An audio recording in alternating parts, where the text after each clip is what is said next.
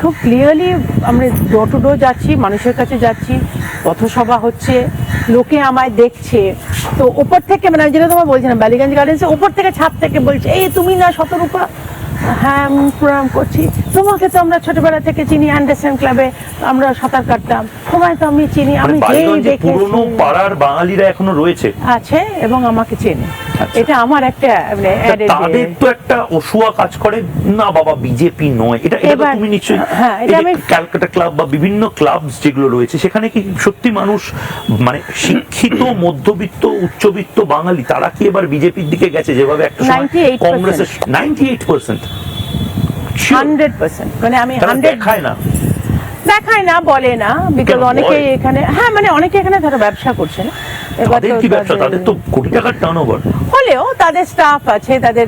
একটা ধরো দোকান আছে, এস্টাবলিশমেন্ট আছে, সেখানে যদি ভাঙচুর করে এসে তারা মোটামুটি মানে আমি বিভিন্ন ডাক্তার ইঞ্জিনিয়ারদের সাথে কথা বলছিলাম, ইনফ্যাক্ট ডক্টর নারায়ণ ব্যানার্জির মতন ভদ্রলোক যারা রয়েছেন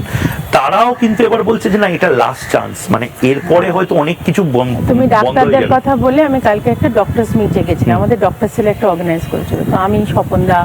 শারদদা আমরা উই ওয়ার ইনভাইটেড। তো আমি প্রথম বক্তব্য আমি রাখছিলাম কারণ আমি বেরিয়ে যাবো আমার প্রচারে,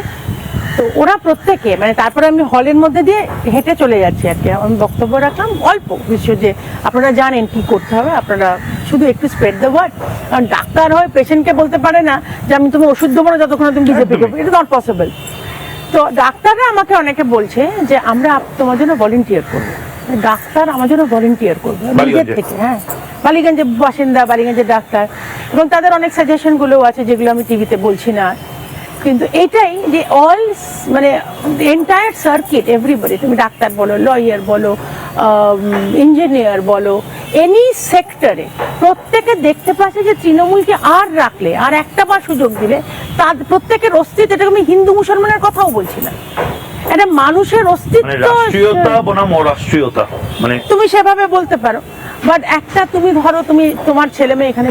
পড়াশোনা করবে, এই যদি চলতে থাকে কি পড়বে?